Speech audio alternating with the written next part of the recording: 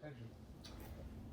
Hi, we're the Holtman family, and we'll be reading The Teeny Weeny True King, the story of Samuel anoints David from 1 Samuel chapter 16. This is day 14 of the Church at Main Advent reading. God's people had a new land. Now they wanted a king. But God is your king, Samuel told them. He is the one who looks after you best. We want a real king, they said, one we can see. God knew that a king might not be kind to his people or look after them as well as he would. But God's people didn't care. They wanted a king, and they wanted him now. So God gave them a king. He was called Saul, and he seemed like a good king at first. But he became proud and stopped listening to God. He didn't obey God or love God with his whole heart. Saul can't help me with my plan, God said. I need a king who loves me and will teach my people to love me. I need a true king. God had just the one in mind. Go to Bethlehem, God told Samuel.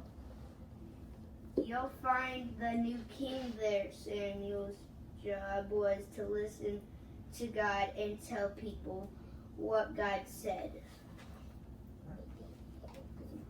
So Samuel went to the little town of Bethlehem. God told Samuel to go to Jesse's house. God was going to choose one of Jesse's sons to be the new king. Jesse had 7 strong sons. Now in those days, if you were going to be the king, you didn't have to be the richest or the cleverest, although that was always nice. You had to look like a king, which meant you had to be the tallest and the strongest, so you could carry the longest swords and biggest armor and defeat everyone. It didn't hurt to be handsome either.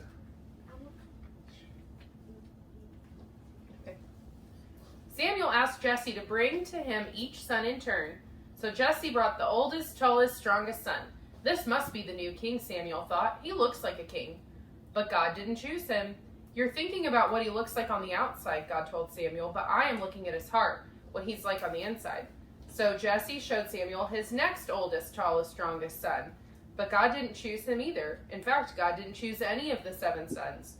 Samuel said, "Is that all?" Jesse laughed. "Oh, well, there's the youngest one, but he's just the weakling of the family. He's only teeny." "Bring him," said Samuel. Jesse's youngest son came running up, and God spoke quietly to Samuel. "This is the one." His name was David. "He has a heart like mine," God said. "It is full of love. He will help me with my secret rescue plan, and one of the children's children will be the king, and that king will rule the world forever." Samuel anointed David's head with oil, which was a special way to show that you are God's chosen king. "You will be the new king one day," Samuel told him. And sure enough, when he grew up, David became king. God chose David to be king because God was getting his people ready for an even greater king who was coming once again. God would say, "Go to Bethlehem. You'll find the new king there."